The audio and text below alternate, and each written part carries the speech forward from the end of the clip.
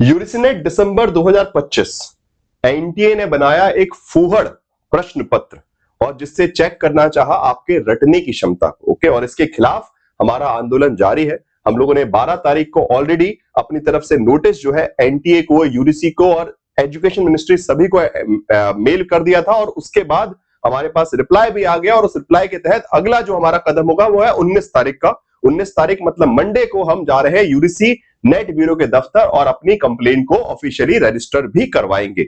Now in सब चीजों पे मैं बात करूंगा, बट उससे पहले मैं आप लोगों को बताना चाहता हूं कि आखिर इस प्रश्न पत्र से ये जो एग्जामिनेशन का पेपर आया है यूजीसी नेट का, वो कैसे आप सभी के साथ धोखाधड़ी कर रहा है, उसको मैं थोड़ा सटीक रूप से समझाना चाहता हूं और स्पेशली उन विद्यार्थियों के लिए जो अपने आप को कोस रहे हैं उनको समझाना चाहता हूं कि दोस्तों आपकी आखिर कितनी गलती है कि नहीं है। ठीक है, और उन विद्यार्थियों के लिए भी जिनके माता पिता, जिनके परिजन, जिनके गार्जियन उनसे कह रहे हैं कि तुमसे नहीं हो पाया, तुम अच्छा नहीं पढ़ पाए, ये वो, उनके लिए भी जवाब है। आप देख लीजिए कि क्या ये किसी विद्यार्थी के लिए पॉसिबल है और ये है कि नहीं है। ठीक है, और कितना जायज है। अगर पॉसिबल है तो चलिए ठीक है, जायज है कि नहीं है, इस प्रकार के सवाल पूछना कितना लाजमी है, ये सवाल है, ये नैतिक सवाल है। ये नहीं कि बच्चा रट पा रहा है कि नहीं रट रहा। बात यह है कि क्या ये असिस्टेंट प्रोफेसर लेवल एग्जामिनेशन के लिए सही सवाल है कि नहीं है। ये बेसिक नैतिक सवाल है, ये एकेडमिक सवाल है, ये जरा देखिए। ठीक है, नाउ एक क्वेश्चन देखते हैं। चीफ जस्टिस ऑफ इंडिया का क्वेश्चन उन्होंने पूछा कि अरेंज कर दीजिए। ठीक है भैया, 5 चीफ जस्टिस ऑफ इंडिया के नाम दे दिया, उसमें से एक जो है सबसे लेटेस्ट था। अगेन 2 ऑप्शन थे, सी है, ठीक है फाइन, और बाकी सब जो है बीच के कहीं अलग अलग नंबर के, कोई सीक्वेंस वाले नहीं, रैंडमली। ठीक है, नाउ तो एक ये क्वेश्चन दिया चीफ जस्टिस इंडिया। ठीक है, फिर एक और क्वेश्चन दिया चीफ जस्टिस ऑफ इंडिया, अलग अलग नाम, और बोला उनके एग्जैक्ट टेन्योर बताइए, कौन कब कब कब कब मुख्य न्यायाधीश रहा है। ठीक है, अब सबसे एक छोटा सवाल है, आप लोग जो भी ये वीडियो देख रहे हैं या फिर आपके माता पिता जो भी, भारत में 50 से ज्यादा चीफ जस्टिस ऑफ इंडिया हैं। ये रही लिस्ट, कर लो याद। जो दावा कर सकता है, मैं यहां सामने बैठा हूं, इसको याद करके कोई बता दो कि मुझे स्टार्टिंग से लेके एंड तक। ओके, आखिरी ये कुछ लेटेस्ट वाले कुछ, ये 4-5 सब बच्चे याद कर लेते कि ठीक है थोड़ा बहुत इससे अंदाजा लग जाएगा, बट आप रैंडमली 20 से, कोई यहां से पूछ लिया, कोई यहां से पूछ लिया, कोई कहीं, मतलब कहीं से भी बीच में से घुसा के कुछ भी पूछ रहे हैं। कोई प्रैक्टिकली किसी बच्चे का दिमाग काम कर सकता है कि क्या ये पूरी लिस्ट हो सकता है किसी ने याद भी कर ली होगी, और अगेन टीचर्स ने ट्रिक बता के आपको याद भी करवाई है, हम लोगों ने भी याद करवाई है, but is it worth of UGC examination, UGC political science subject? क्या इसका यूजीसी पॉलिटिकल साइंस सब्जेक्ट में कोई उपयोग है कि ये 50 से ज्यादा, ओके 10-15 नाम चलो आदमी याद कर लेता है कि चलिए यूएन सेक्रेटरी जनरल लॉ है, चलो हमने याद कर लिए, फलाने फलाने 5 है, वाइस प्रेसिडेंट इतने, प्राइम मिनिस्टर इतने, बट 50 से ज्यादा चीफ जस्टिस आप एक्सपेक्ट कर रहे हैं स्टूडेंट से कि वो याद कर लेगा, और चलो याद तो सीक्वेंस, उनका एग्जैक्ट टाइम पीरियड ही बताएगा, मतलब हद। ये सवाल तो अपने आप में इंतहा हो गई है।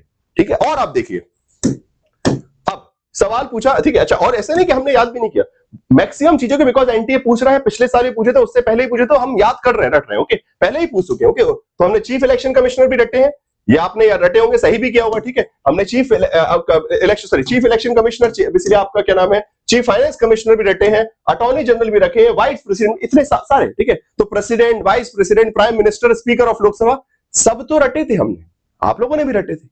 बट सवाल ये है, और कुछ मैक्सिमम लोगों ने सही भी कर दिया होगा, बट सवाल ये है कि क्या इससे आपका पॉलिटिकल साइंस का नॉलेज चेक हो रहा है?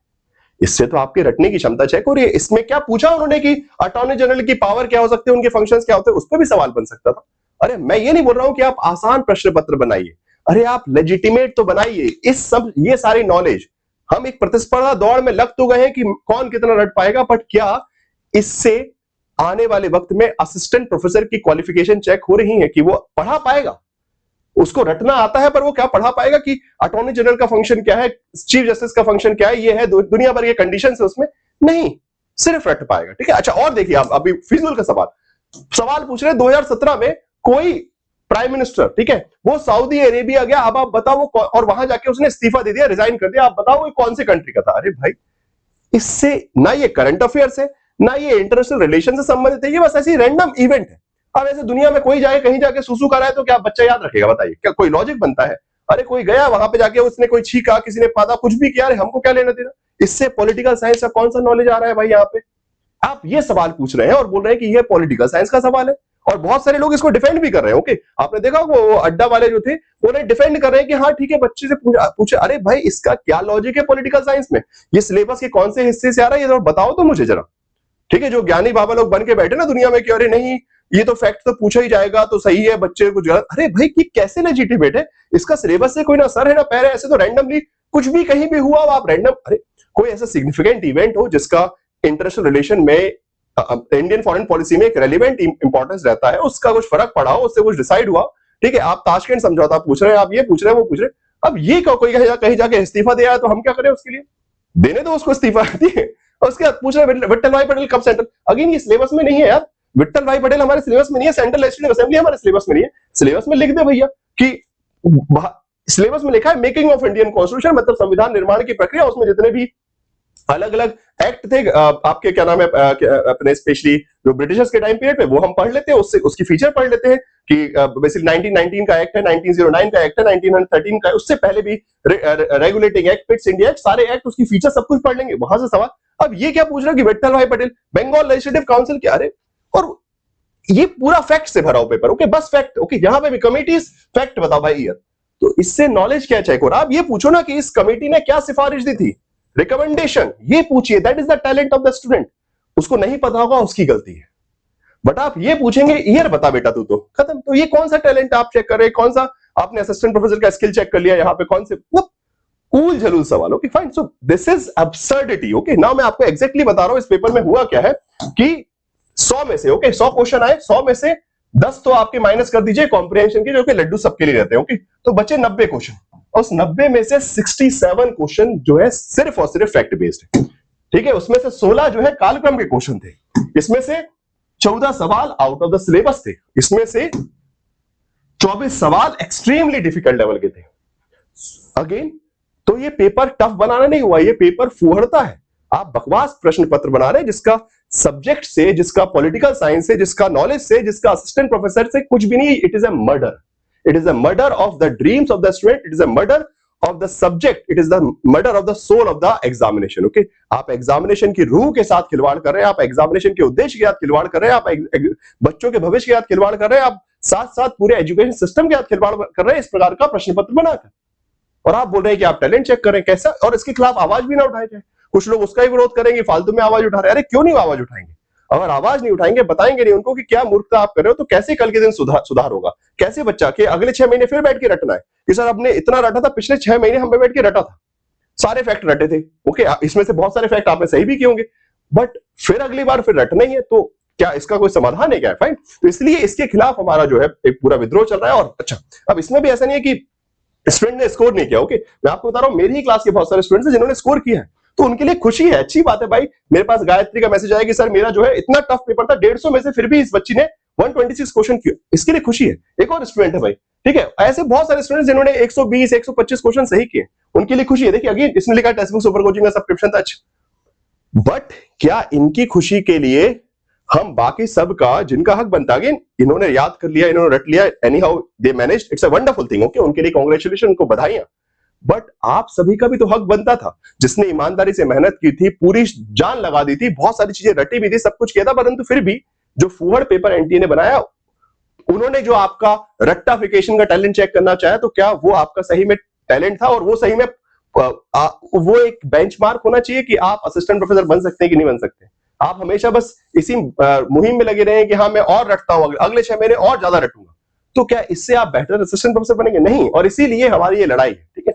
जिनका सिलेक्शन हुआ बहुत खुशी की बात है, उनको बधाइयां भी होंगी, उनके लिए खुश भी रहेंगे, बट साथ साथ इंसाफ के लिए लड़ना भी, ओके। तो साथ पढ़ना भी है और साथ लड़ना भी, ओके। अगले 6 महीने भी पढ़ेंगे और ये सुनिश्चित करते हुए पढ़ेंगे कि अगली बार फैक्ट भी पढ़ेंगे, बट कॉन्सेप्ट भी पढ़ेंगे, बट अगली बार हम ये भी सुनिश्चित करेंगे कि पेपर पॉलिटिकल साइंस से बने, इस प्रकार की फूहड़ जानकारियों से, फैक्ट से भरा हो पेपर ना हो, ठीक है ना।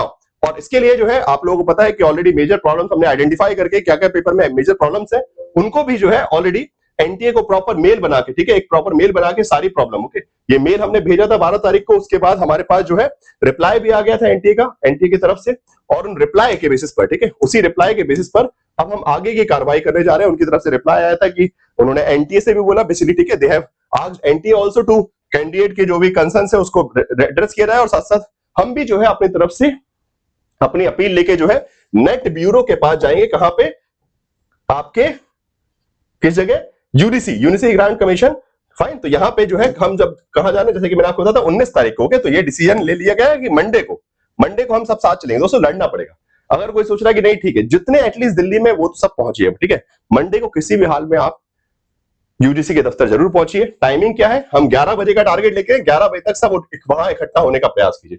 सब जब आएंगे एक बार बोलना पड़ेगा, नहीं तो क्या होगा, एक है ना कि आप कोई दबाना चाह रहा है, आप दबते जा रहे हो। थोड़े फैक्ट याद किए, फिर और फैक्ट याद किए, फिर और फैक्ट याद किए, फिर और फैक्ट याद किए, फिर करते करते करते करते करते करते कहां तक जाओगे। एक इंतहा होती है ना, तो ब्रेक करना पड़ेगा। आप सोचेंगे नहीं ठीक है थोड़ा अगली बार और कर लेंगे, अगली बार वो और कुछ फुहरता कर देंगे। तो आपका टैलेंट चेक किया रहा है सिर्फ पॉलिटिकल साइंस सब्जेक्ट के नॉलेज की बेस पर। बस यही हमारी डिमांड है। हम नहीं चाहते कि पेपर आसान बने, पेपर आसान क्यों, पेपर टफ बने, कट ऑफ भी कम जाए, सब कुछ हो, बट पेपर लाजिम तो हो, उस सब्जेक्ट से संबंधित तो हो, उल्टा सीधा पेपर ना बने। और ये डिमांड के लिए दोस्तों मुझे आपका समर्थन चाहिए, और मुझे पूरी उम्मीद है कि आप पूरे समर्थन के साथ उस दिन वहां पहुंचेंगे।